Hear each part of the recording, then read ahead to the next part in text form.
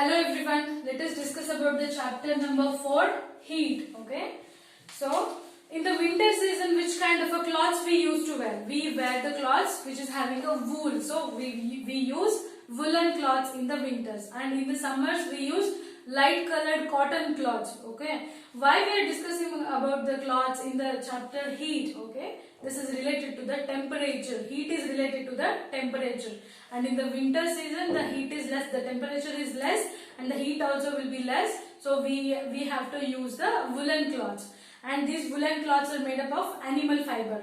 In the summer season we have to use the light colored cotton cloths. Why? Because the temperature is very high and the heat also will be very high, so we have to use the cotton cloths, which is made up of a plant fiber. So woolen cloths are made up of animal fiber and cotton cloths are made up of plant fibers. So how do we know that how do we know the whether the any object is heat or not? So how do we know it? So in our day-to-day life we come across so many number of things which are hotter, okay, which are hotter, or which are some of the objects which are colder. So how do we know whether the object is hot or it is a cold?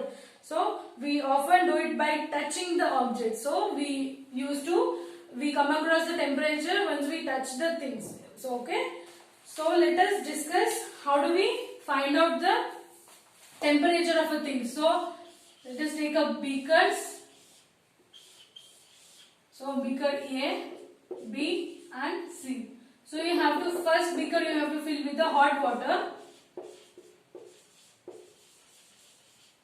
and second one with the cold water.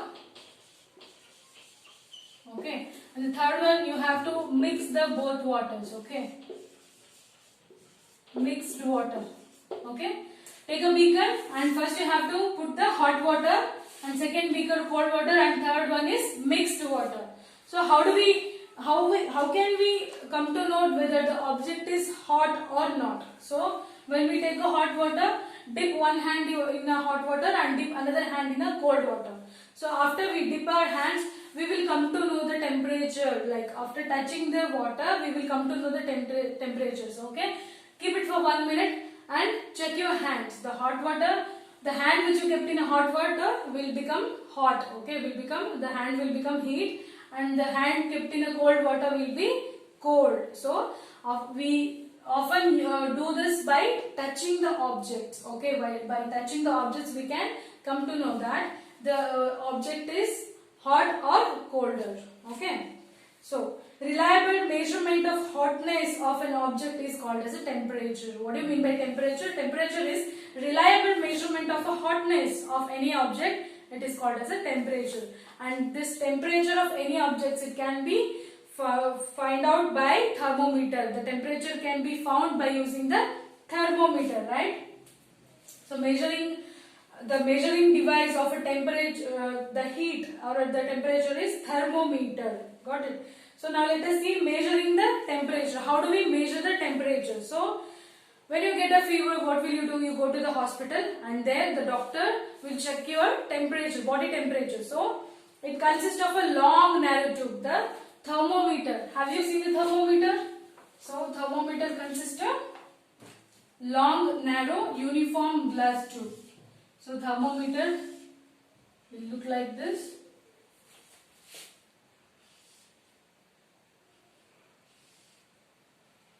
Okay, thermometer will exactly look like this. Okay,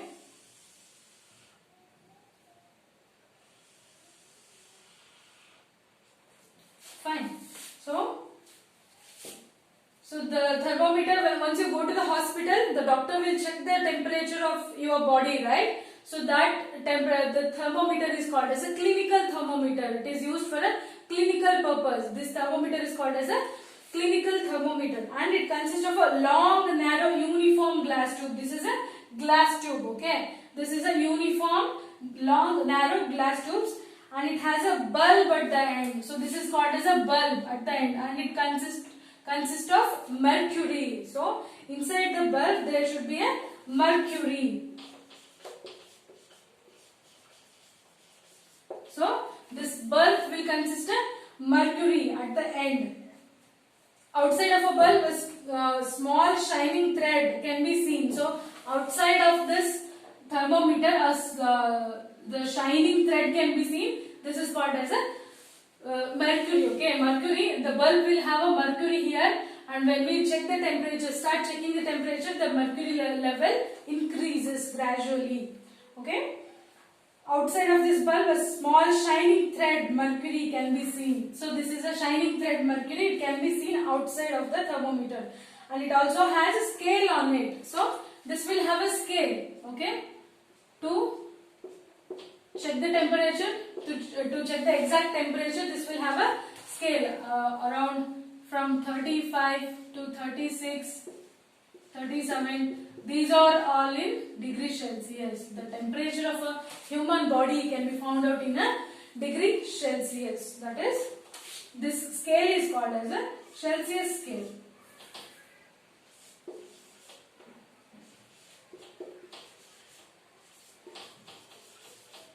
This is measured in degree Celsius. So, this scale is called as a Celsius scale, and this clinical thermometer can be used only for the clinical uses. Okay, it cannot be found. This thermometer we can't check this temperature of any object using this thermometer. The other scale also, this will also have some of the thermometer will also have the other scale, that is called as a Fahrenheit scale, and the degree and the Fahrenheit can be found in degree Fahrenheit. Okay, so this will have a two kind of scale, that is a Celsius scale, and one more is a Fahrenheit.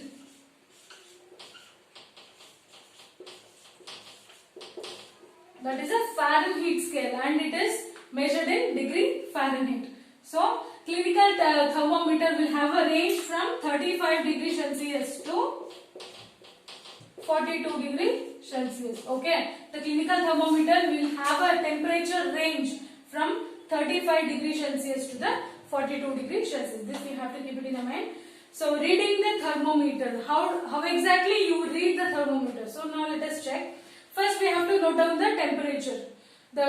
First we have to note down the normal room temperature will be there. No, so that we have to found out. Okay, once we check the reading, so we have to take it down, the first reading. So then what we can do is, so in the note down the temperature difference indicated between the two bigger marks. There will be two bigger marks. Okay, first we have to take somewhere if the mercury level is somewhere here. Okay, the mercury red line will come up to till this point. So this reading we have to take. Here from one point to another point we will have a divisions. Okay, from one point to another point we will be having a 5 divisions. Okay, 1, 2, 3, 4, 5. So we will be having 5 divisions on this scale. So the bigger mark read 1 degree, and there are 5 divisions between. If the bigger mark, for example, if it is a 1, there are 5 divisions in that. Then we will get the next temperature, the number 2. So one small division can be read as 1/5. Okay, one small division can be read as 1/5 of the degree, 1/5 of 1 degree. So 1/5 is nothing but 0.2 degrees Celsius. Each division will be having 0.2. So when we add 0.2 into 5, we get the 1. We get the temperature as a 1. This is a temperature from 1 to 2. So this will have 5 divisions, and each division is considered as a 0.2 degree Celsius. Okay. Now wash it with the antiseptic solution. Now before using it, we have to check the temperature keeping the thermometer under the tongue, right? So for that we have to wash it properly with the antiseptic solution. Firmly give it a jerk. It will bring the mercury level down to the 35 degrees Celsius. Before checking the temperature of a human body, we have to make sure that the mercury level should be less than 35 degrees Celsius. Okay, it should be less than 35 degrees Celsius. How do you do? So you have to just give a small jerks, gentle jerks. Okay, you are supposed to give a gentle jerks, and the mercury level brings down to the 35 degrees Celsius. Place the bulb under the tongue. Okay, this tip will be there. No, this bulb. This is a bulb, and that bulb should be placed under the tongue. Okay, After a 1 minute, take it out and note the temperature. After 1 minute, the reading will be settled down. It will take few time because if the reading, mercury level reading has to settle it down, right? So it will take the time and it will settle down. That temperature we have to note it down. The normal temperature of a human body, is 37 degrees Celsius. Though for every normal human body will have a temperature of 30 degrees Celsius. The temperature of a human body doesn't go below 35 degrees Celsius and above 42 degrees Celsius. So the normal human body temperature, it doesn't go below 35 degrees Celsius and above 42 degrees Celsius. That is the reason the thermometer will have the range from 35 degrees Celsius to the 42 degrees Celsius. So this is the reason the range of the scale on the thermometer is 35 degrees Celsius to 42 degrees Celsius. Why? Because the human body temperature cannot go below 35 and it cannot exceed 42. So that is why this scale will have this range. Okay. Now, for checking any, if you want to check the temperature of any other objects, this clinical thermometer we cannot use it because it is used only for the clinical purpose. And if you want to check the temperature of any other objects, we use the thermometer which is called as a laboratory thermometers. So that is the laboratory thermometer, and the range of laboratory thermometer is the range. This is the different range for the laboratory thermometer. The range is from minus 10 degrees Celsius to 110 degrees Celsius. Okay, this you have to keep it, remember. So the laboratory thermometer will have a range from minus 10 to the 110 degrees Celsius. And how do we use the laboratory thermometer? So clinical thermometer we use it under the tongue to check the temperature of a human body. Now let us check how do we measure the temperature using a laboratory thermometer. Okay. So now what you have to do is take a tap water in a beaker. So in a beaker, you can take one beaker, you have to take a cold water, tap water, now the normal temperature water, and another one you have to take a hot water. Okay. Take hot water and this is normal water. In the two beakers, if we take this, so dip it in a water so that the mercury bulb completely dipped. We have to place the thermometer so that the bulb, mercury bulb should be dipped completely in the water so that it can find the range. Okay, we have to, the bulb should be completely dipped in the water so that it can find the temperature. Wait for some times, mercury readings become steady. Okay, after some times the mercury readings will become steady. Note down the temperature.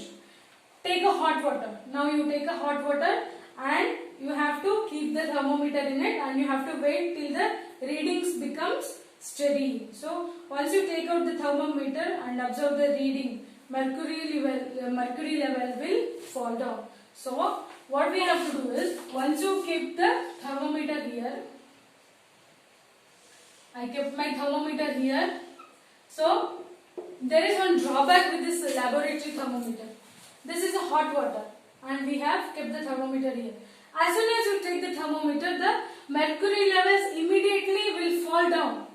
Okay, mercury level will immediately fall down. So what we are supposed to do? When you kept in the water, you are supposed to take down the readings when the thermometer is still in the water only. We cannot take it out and we cannot see it like this and we can't take the readings because the mercury level will drop down soon. So hence we have to dip it in the water, and when the thermometer is in the water still, we have to take down the readings before taking it out of the water. So this is why the reason this laboratory thermometer, it cannot check the reading of our temperature body. Okay, it cannot check the temperatures of our body. So what we do in the thermometer, we just keep it under the tongue. We have to wait for 1 minute. Then we take it out and check the reading. Okay, this is the procedure. Okay, so we take it out and we check the reading of the thermometer. But laboratory thermometer, once you remove it from the temperature, the mercury level immediately it falls down. So we have to take the readings when this is in the water only. So this is one drawback of this.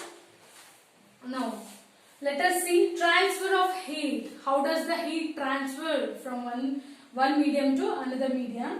So now, for example, if we have a frying pan, so when we have a frying pan, we keep it on a stove and we turn on the flame. When we turn on the flames, the utensils will start collecting the temperature, right? It will observe the temperature. The utensils observe the temperature and the frying pan will become a heat. So frying pan temperature will be increasing and we cannot touch it with our hands. So when it is removed from the flame, slowly it cools down, right? Slowly the temperature of the utensils, the frying pan will slowly, gradually it decreases. So heat is transferred from pan to the surroundings. So now the heat is transferred. The temperature of the frying pan is now very hot, and when it is kept out of the flame, the temperature decreases gradually, and the temperature of the frying pan is transferred to the media surrounded by. Okay, surrounding the heat is transferred to the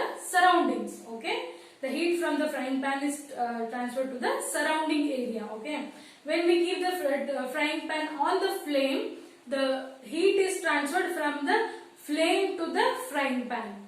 Now once we remove that, the heat is transferred from frying pan to the surroundings. Okay, hence that frying pan the temperature is decreased. Okay, hotter objects to colder objects. Always the transfer of heat from hotter object to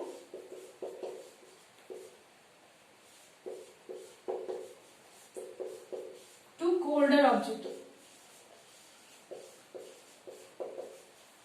Always heat transfer from hotter object to the colder object. Now the frying pan was very hot and it transferred the hotness to the surroundings. The flame was having the hotness and the flame hotness is transferred to the frying pan. Hence the frying pan became the hot object, right? So always the heat transferred is from hotter object to the colder objects. Now let us check how can we do this. Okay, first we have to, for example, we have to take one rod, metal rod.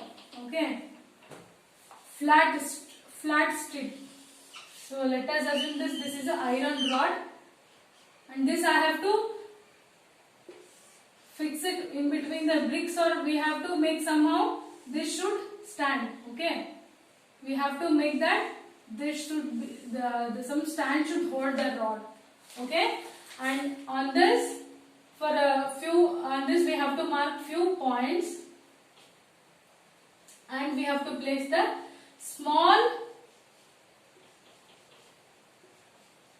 we have to make the small pieces of the lamp, that is wax objects, small pieces of wax. Okay, we have to place it on the rod, and at this end, another end, we have to light up the flame.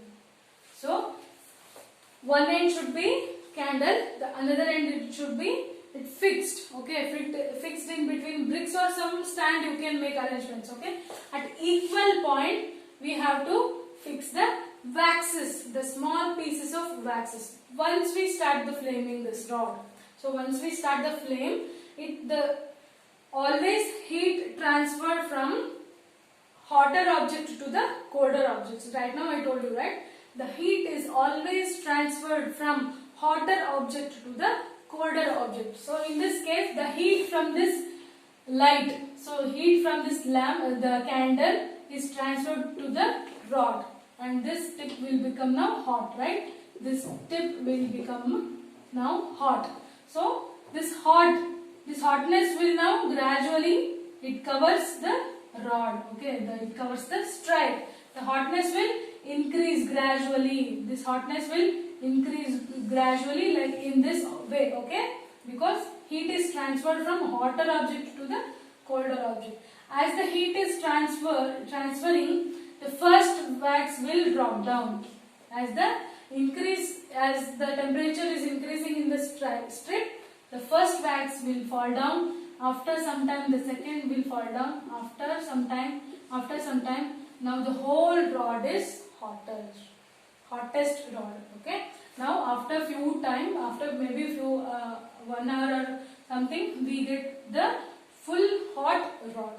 So the heat transferred from the hotter end to the colder end. This is the example of transferring of a heat from a hotter end to the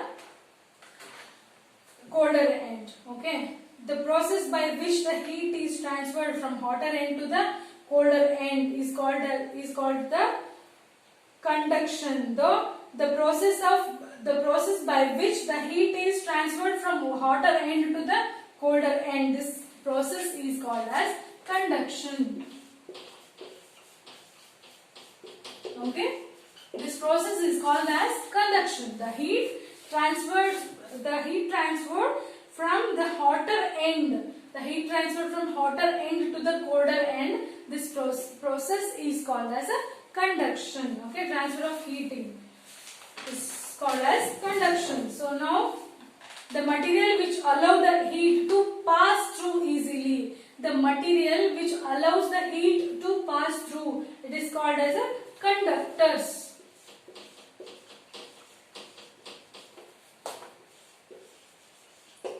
The materials which allow the heat to pass through, these are called as a conductors. And the example for conductors, we can write aluminium,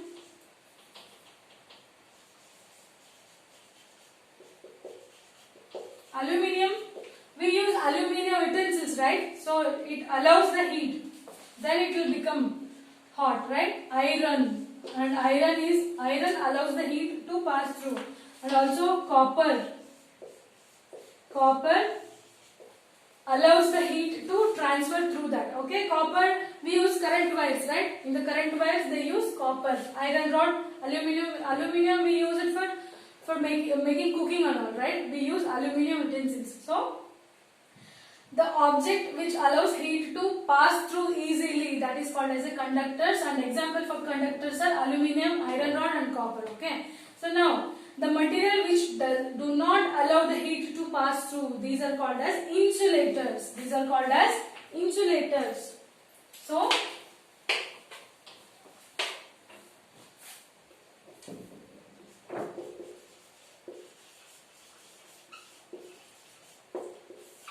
okay, insulators.